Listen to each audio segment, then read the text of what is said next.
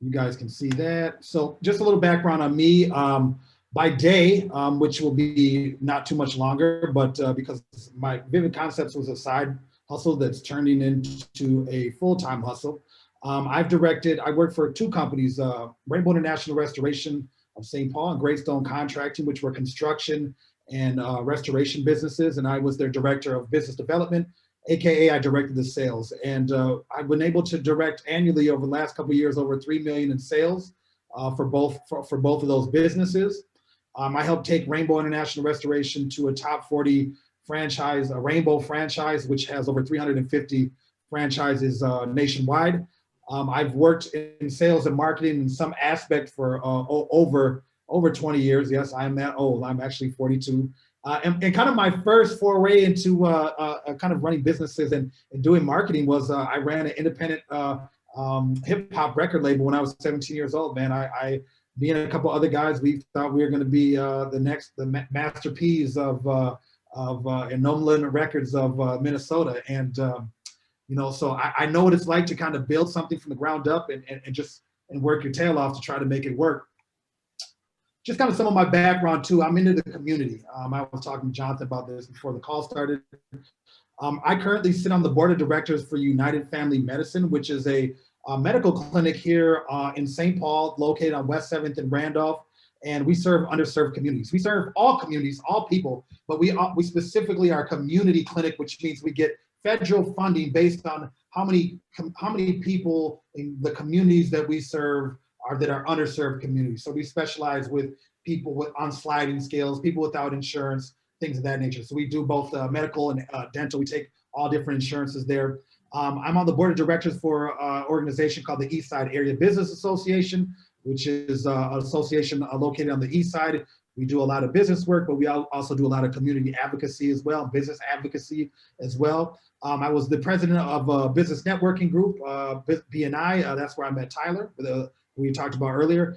And I'm a former director of board of director for the East Side YMCA. So obviously, as you can see, community outreach and community engagement is important to me. And that's kind of where I build my relationships. I'm a relationship builder. So just kind of talk to you quickly about Vivid Concepts Media, and I'm just going to do a stop share here, and then I'll get back into that. Vivid Concepts Media is, So Vivid Concepts Media is is a business I kind of got started in when I was doing the restoration business. I was paying a guy to do some drone photography of some of our roofing projects. And, he ended up moving to New York, and I wanted to just keep doing drone footage of that stuff. So I bought a drone, figured out how to fly it. I got into it, I got licensed, and then I bought a camera, then I bought a GoPro, and I just started making little videos for my friends' businesses and for the restoration and the construction company, and I just got hooked. I used to be a music producer back in the day.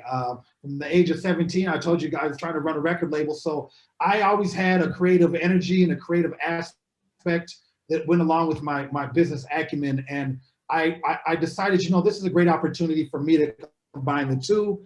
And I started Vivid Concepts Media, and that was about 3 years ago. And now I'm to the place where I'm going to leave my full-time job, where I built, multi-million-dollar sales revenues, and I'm going to grow Vivid Concepts Media as a branding, marketing, and content creation business. And so, having said that, what I want to talk to you guys about is branding.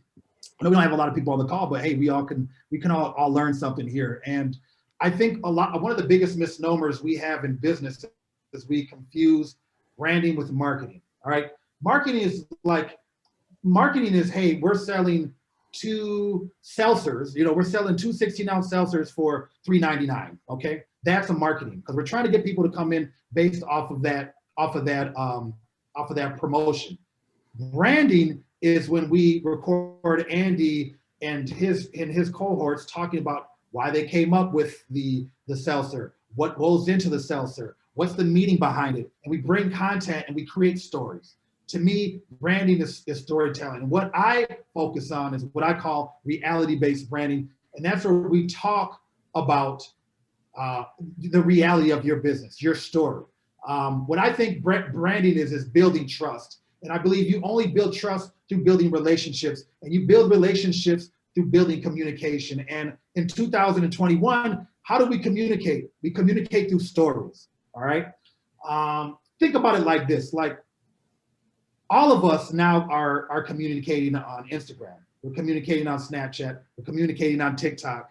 And how we communicate now is through what we post, through our own stories. If you think about it, even like Instagram and Facebook now have stories. Even LinkedIn has stories now, little short stories. And that's how we communicate who we are. We communicate how we feel. We communicate who we hang out with. We communicate who we're dating, all right? So as a business owner, I think it's essential, okay, for you guys to start building your brands through social media if you're not already doing so. And it's because, you know, this is how younger people communicate and reluctantly how older people now are communicating. They talk a lot of crap about social media, but they're all over it. Right now we can go on social media and we're going to see people of all ages talking about what happened in Brooklyn Park or Brooklyn Center this weekend, right? That's how we communicate. And I think, you know, what we have to understand is communication has changed over the years. A lot of times a restaurant or a food and beverage owner would rely on word of mouth that, hey man, you know, we provide this really great service and this really great atmosphere, and they're going to tell their friends about it and more people are going to come. And that's true, that will happen, but where are we sharing that story at now? It's on social media. Our word of mouth is now on social media. Our word of mouth is through content. That's what people understand is content. And what I see is a lot of businesses are still shying away from their content creation because a couple things. One, they don't really understand how it works, or two, they don't feel like they have the time to create content. You know, what we have to understand is content's not that difficult. I know Andy could easily, right now, when he's at his work, pull out his phone while they were having that massive release of the gummy bear seltzer, and he could have went live for 5 minutes on Instagram, just hold this camera going like this. On Instagram and Facebook, that's gonna keep a copy of that. You just posted content by doing what? Simply holding your phone and telling the story of this brand new seltzer that we released has all these people in our building, they love it. And what will that create? That will create some kind of what I would call social capital, social currency, because you've gotten attention and now you look pretty cool. And maybe next time you post on your page, you're gonna say, well, hey, remember this live stream we had all these people? You don't wanna miss this one.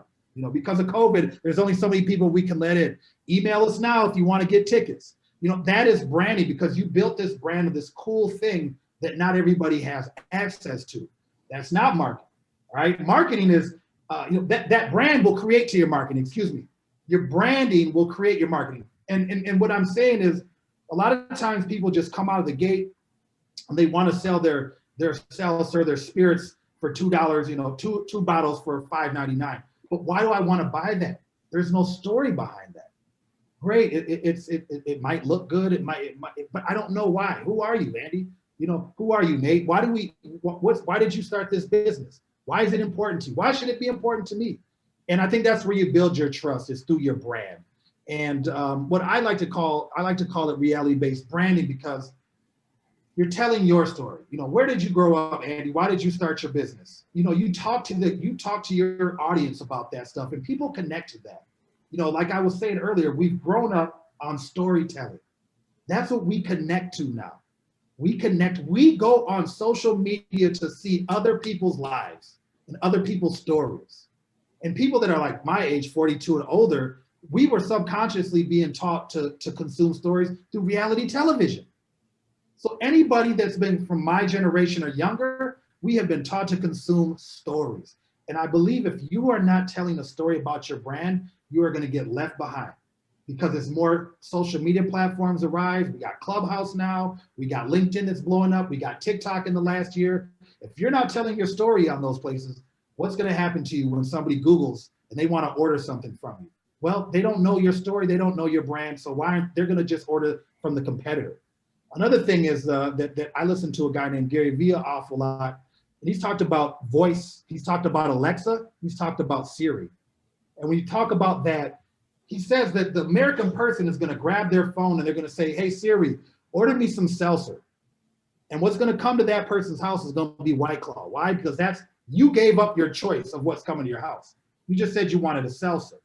But if I said, hey, Siri, order Nate's Wells, 11 Wells spirits for me, would you? Hey, would you order me some, hey, hit up my buddy Andy and send him over some, you have to build your brand so they will be specific. If I just say, hey, order me a pizza, Alexa, I'm probably gonna get Domino's, Papa John's, or Pizza Hut. But if I said, hey, order me Jonathan Banks, hot and fresh pizza, New York slice, then I'm gonna get that. So that's why you have to build your brand.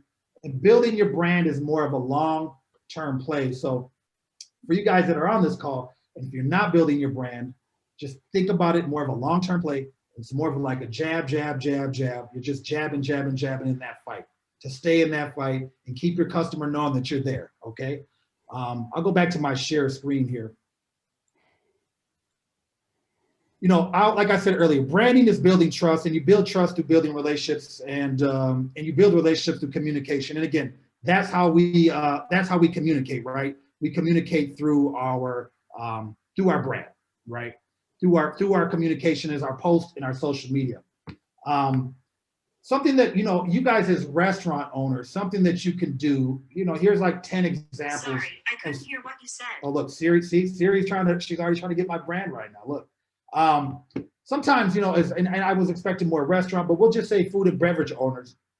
So here's our 10 examples of things that you can post on your social media that would be considered brand building and not necessarily marketing. The owner and staff bios. You can do that in video or photo in written format. So let's say you have an Instagram page. We take a picture of Andy and we just write a quick paragraph like, Andy grew up in, South Minneapolis. He's an avid, whatever he likes, blah, blah, blah, blah. It seems stupid, but it's simple stuff that maybe there's 10 people on your social media page that grew up in the same neighborhood as Andy. And now they're kind of like, you know what, next time I'm over in that area of town, I'm gonna go visit his spot. Employee of the month feature, that's very basic, just basic stuff. But that stuff can resonate with people when they see, oh my God, they're putting their employee up front, that in the forefront of their business. What if you have a restaurant, how to cook? What if you start showing people how to cook your favorite dish? So many people are paranoid that somebody might find out how they do something that they don't want to share. Maybe you show people, hey, here's how we make gummy bear salsa. Maybe Nate says, here's how we make one of our spirits. Here's how we, and most people, what I've learned in my lifetime is most people don't do what experts can do, even though they can find that knowledge themselves. If they did, they would have already been doing it. So don't be scared to share your secrets, all right? They're not really that secret anyway. People can figure this stuff out if they want to put in that time. But that creates this aura of you guys are thought leaders. You're interesting. These guys are sharing something with me. Why don't you do, if you own a restaurant, show a video of your staff cleaning at night, showing them how grueling it is to serve 100 people, in an hour or, on a lunch rush. How about a funny post for restaurant owners about how much you guys love it when people come in at closing? And the only thing you're thinking about is getting home to your families and stuff, right? Behind the scene food preps. You can go live asking your customers, and I mentioned this earlier, it's your next opening, Andy, why don't you go live if you didn't this last time and just go around and asking people, how do you like it? How'd you like the new salsa? What'd you think? What could we do better? Now you have content, and you can take that video footage and you can chop that up into a lot of different pieces of content and edit that into just little 5, 10, 20-second clips and start putting that out through the course of the next couple of weeks. Anytime there's a packed house at any of your establishments, you should go live, period, even if it's for 10 seconds, just to give people a little glimmer and glimpse of what's going on. Remember, when you go live, that stuff still stays on your page. It still resides there, okay? You can also become a resource for other business owners or restaurants owners or other breweries, where you just really get really nerdy and talk about what it's like owning your brewery, what it's like owning your business. Those are little things that you can do to become thought leaders in your space. And sometimes if you're talking about businesses, then you might start getting business owners coming to your place and looking at you more for your business acumen. And then they just happen to like what you're drinking. Maybe you're talking to investors secretly, when they can see how well you handle your business. Share your story as to why and how you got started in your food or beverage business. Tell your story. Let people connect with who you are, because your story might resonate with them and you might not even know it. And here's my one thing, just kind of going away If you don't post, you will be ghost, all right? And this is what I mean by that. If you don't post, you will be ghost, which means nobody can see a ghost, right? Ghosts aren't really real. Maybe you've heard about bumps in the night or whatever, but honestly, nobody's ever seen a ghost. So if you're not posting, how the heck is anybody gonna see you? This is 2021, you guys. You have to post about your business.